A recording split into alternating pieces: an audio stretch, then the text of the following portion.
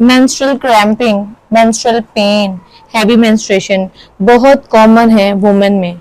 और इसका डाइट पर क्या इफेक्ट है जिसकी वजह से हमारी मेंस्ट्रुअल पेन एग्रीवेट होती है या उससे कम होती है, और क्या मेंस्ट्रुअल क्रैम्पिंग पे डाइट का इफेक्ट है।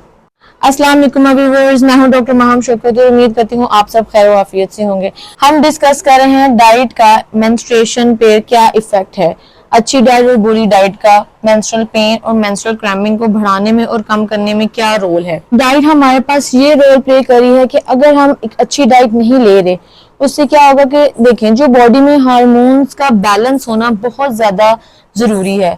Estrogen progesterone hormone female reproductive system के अंदर एक बहुत ही इंपॉर्टेंट रोल प्ले करते हैं। जब हम हेल्दी डाइट नहीं लेते, जो हमारी यूट्रस की एंडोमेट्रियल लाइनिंग है एक खास मिकदार तक होनी चाहिए, अगर वो उससे ज्यादा बढ़ जाए बॉडी के लिए एक अच्छी चीज नहीं साबित होती। ईस्ट्रोजन का लेवल एक नॉर्मल रेंज में रहे तो एंडोमेट्रियम की लाइनिंग भी एक नॉर्मल रेंज में रहती है, लेकिन जब ईस्ट्रोजन का लेवल बढ़ना शुरू हो जाता है तो एंडोमेट्रियल लाइनिंग भी थिकन होना शुरू हो जाती है। अब बैड डाइट्स का ये इफेक्ट होता है कि वो एंडोमेट्रियल लाइनिंग थिक होना शुरू हो जाती है।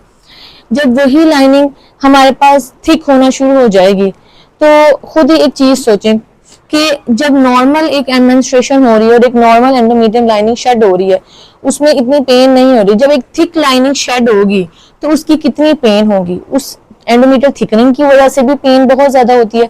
फिर उसमें प्रोस्टाग्लैंडिन्स भी रिलीज हो रहे थे, वो भी पेन और क्रैम्पिंग बहुत ज्यादा कॉज करते हैं। तो हमारे पास बैड डाइट इसमें ये रोल प्ले करती है। और सेकंड, एक हमने रिसर्च देखी थी कि दो ग्रुप्स के ऊपर उन्होंने रिसर्च की। एक ग्रुप को उन्होंने पहले डाइट दी, फिर नेक्स्ट मंथ उन्होंने सप्लीमेंट्स दिए, और दूसरे ग्रुप को उन्होंने 1 मंथ सप्लीमेंट्स दिए और फिर नेक्स्ट मंथ डाइट पे शिफ्ट किया। ठीक है, और फिर उनका एंड रिजल्ट देखा। उस एंड रिजल्ट में देखा गया कि उन ग्रुप्स के अंदर जो मेंस्ट्रुअल क्रैम्पिंग और मेंस्ट्रुअल पेन बहुत ज्यादा हो रही थी, वो आहिस्ता आहिस्ता कम होना शुरू हो गई। उसकी जो ईस्ट्रोजन लेवल है वो बॉडी में कम होना शुरू, एक लेवल नॉर्मल रेंज तक आना शुरू हो गया। और जो पेन थी, जो उसको ब्लॉटिंग हो रही थी, बहुत ज्यादा मूड स्विंग्स आ रहे थे उनमें, वो बहुत कम होना शुरू हो गए। तो इससे हमें पता चला कि डाइट का हमारी बॉडी पे कितना इफेक्ट है, बॉडी के हार्मोन्स को बैलेंस और इनबैलेंस करने में कितना प्ले रोल करते हैं ये सारी चीजें। एक और आर्टिकल पब्लिश हुआ जिसमें हमने ये चीज देखी कि एक वुमन थी कैथरीन, जो इराक में काम कर रही थी एयर स्पेस की डिफरेंट किसी फील्ड में। वहां वो मोस्टली खाने में चीज मटेरियल खाती थी ज्यादा, जितना हमारे पास मतलब चीजी मटेरियल जितने भी खाने में यूज होते वो। और with the passage of time एक टाइम आया उसको ना लोअर एब्डोमिनल पेन स्टार्ट होना शुरू हो गई। उसके जब ये सिम्टम्स आना शुरू, उसने डॉक्टर से अपने टेस्ट कराए और अपना एग्जामिनेशन करवाया। एट द एंड ये डायग्नोज हुआ कि उसको एंडोमेट्रियोसिस हो चुका था उससे, क्योंकि इतना चीजी मटेरियल खाने से बॉडी में ईस्ट्रोजन लेवल बहुत ज्यादा होना शुरू हो गया था, जिससे ये हुआ था कि उसकी एंडोमेट्रियल लाइनिंग थिकन बहुत होना शुरू हो गई थी और वो आउटसाइड द यूट्रस भी ग्रो करना शुरू हो गई थी। डॉक्टर्स ने उसको हिस्टेरेक्टोमी की तरफ लेके जाना चाहा। कैथरीन सिर्फ 29 ईयर्स की यंग फीमेल थी। जब उनको डॉक्टर ने जो है वो टाइम दिया हिस्टेरेक्टोमी, उस दौरान वो एक न्यूट्रिशनिस्ट को मिली। उन्होंने उसको हेल्दी डाइट के बारे में बताया, उन्होंने उस डाइट को फॉलो किया। तो और विद इन 1 to 2 मंथ जब वो अपने डॉक्टर के पास गई और जब उसको एग्जामिन किया और देखा लेप्रोस्कोपी के जरिए, एंडोमेट्रियोसिस बहुत कम हो चुका था सिर्फ एक डाइट की वजह। ये भी हमारे पास एक प्रूवन चीज़ है कि हमारी डाइट हमारी बॉडी पर कितना ज़्यादा इफेक्ट और अपना इम्पैक्ट छोड़ती है।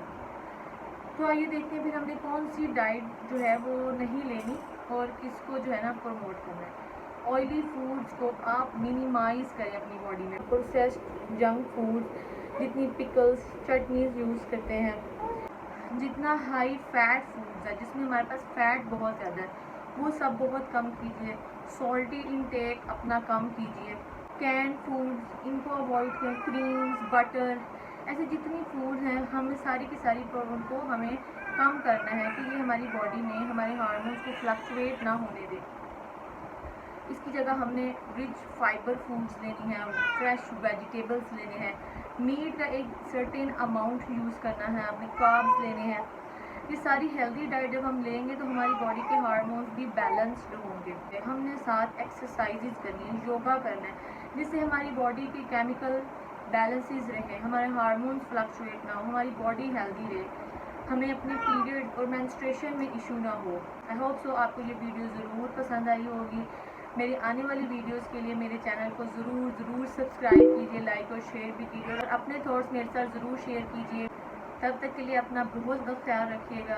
अल्लाह हाफिज़।